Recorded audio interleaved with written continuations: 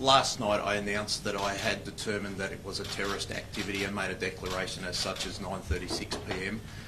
As a result of that declaration, we commenced Operation ARQUES, ARQUES, which is a joint counter-terrorism operation. That is New South Wales Police working very closely with our Commonwealth partners to ensure that we thoroughly investigate the circumstances of the incident yesterday. We have progressed at pace overnight with that investigation, and as a result of investigations undertaken, I can say that we are not looking for a further offender.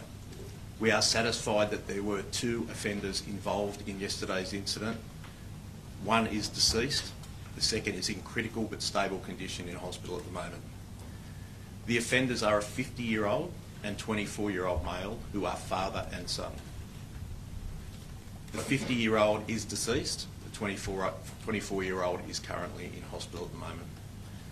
As part of the investigation, we conducted 2 search warrants last night, one at Bondi Rig and a second at Campsie. The 50-year-old male is a licensed firearms holder. He has 6 firearms licensed to him. We are satisfied that we have 6 firearms from the scene yesterday, but also as a result of the search warrant at the Campsie address. Ballistics and forensic investigation will determine this morning that those 6 firearms are the 6 that were licensed to that man, but also that they were used in the offence yesterday at Bondi. We will continue to investigate this matter thoroughly. It's important for the community to have the reassurance that New South Wales Police, working with our Commonwealth partners, will not stop until we understand the reasons behind this senseless incident and take any available action that we need to do. We always work closely with our Commonwealth partners to make sure that we keep the community safe. This is a very difficult time for all law enforcement agencies, and I would really like to call out the work of New South Wales Ambulance last night, and we're joined by the Commissioner Morgan this morning. The ambulance officers were absolutely outstanding in their response. 16 deceased persons is obviously a great tragedy for this state.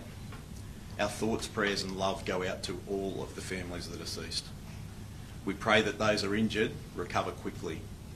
I have 2 police officers currently in hospital at the moment. Both are in critical but stable condition. And again, the thoughts of the New South Wales Police are very much with those officers and their families. This morning we commenced Operation Shelter. It is an operation that we have previously run. We have escalated the number of police that are involved. Operation Shelter is designed to provide comfort to the Jewish community. We will make sure that we are highly visible at places of worship, places that are known to be frequented by the Jewish community, but very much in those suburbs where we know that we have a large Jewish population. I want to make it very clear that the New South Wales Police will not tolerate the types of violence or the types of anti-Semitic behaviour that we have seen. We will have 328 officers on the ground this morning as part of Operation Shelter. That operation will continue to work very closely with the Jewish community to make sure that we both prevent but also respond to anything that may happen. I was very clear last night to call for calm. This is not a time for anyone to be seeking retribution. This is a time for community to grieve and to heal. The New South Wales Police will do what it does best, and that is to prevent but investigate offences that happen. And we will be here to support the community. How long had the 50-year-old had a gun licence? And you said yesterday that the deceased was known to police here. Was the same individual the one that was known to ASIO? Do you understand anything about that? I think last night there was wide speculation that the younger of the 2 men had been deceased. That's not the case. The older man was deceased. I'm told that he has had a gun licence for approximately 10 years. And the younger man, he was the one known to police and to ASIO. Do you have any more information on that? No, I don't. I think I said last night it was very limited knowledge. Can you elaborate on why he was known to police? No, I can't. Not this morning. That's all part of the investigation. Can you confirm the identities of the gunmen and whether they were staying at an Airbnb in Campsie? I can certainly indicate that they were staying at an address at Campsie. Their residential address is in Bondi Rig. They were staying at an address in Campsie. Police Commissioner, not looking for a third offender, that means not just no third shooter, but no other persons of interest or suspected accessories. How do you know that these 2 were acting alone?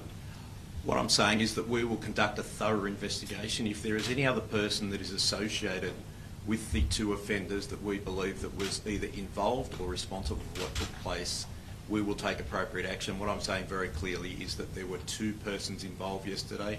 There were two persons in this atrocity.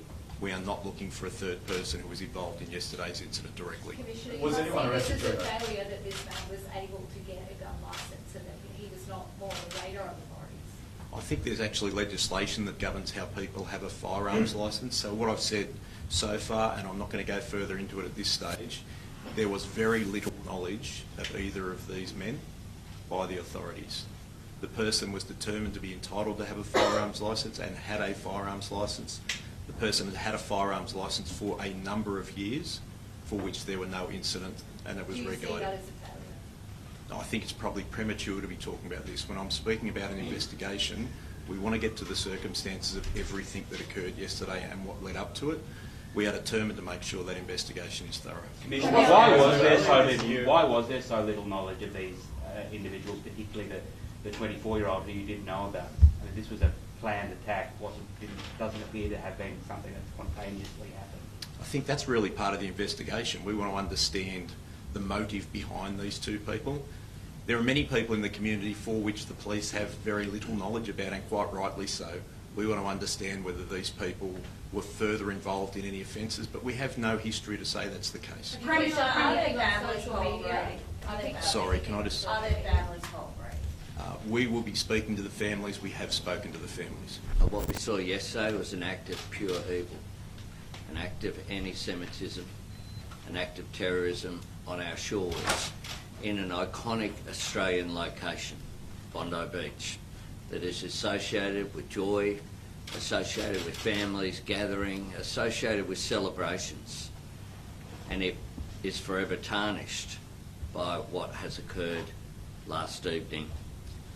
This was an attack deliberately targeted at the Jewish community on the first day of Hanukkah, which of course should be a joyous celebration, and the Jewish community are hurting today.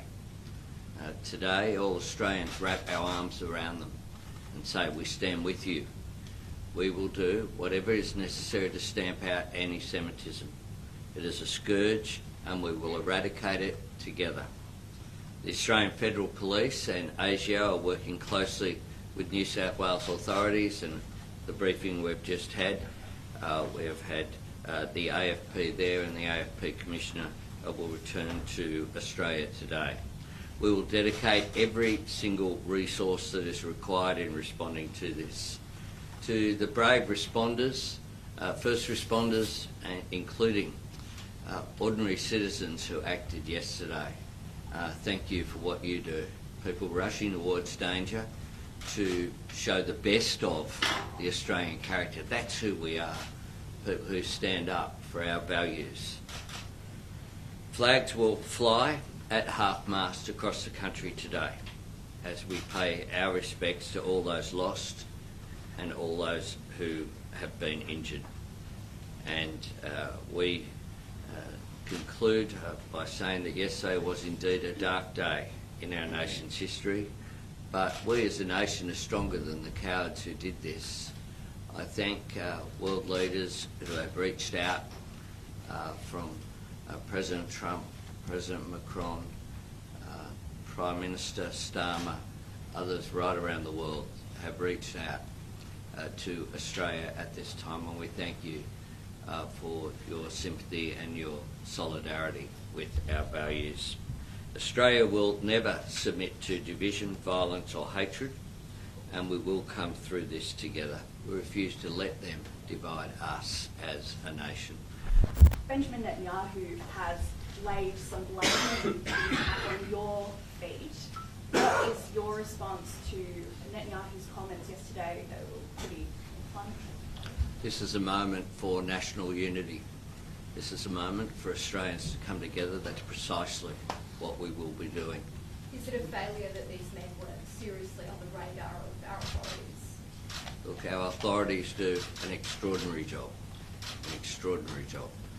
As Commissioner Lanyon has said, investigations have already made some progress. The fact that there were raids on the home in Bonnyrigg and at Campsie last night.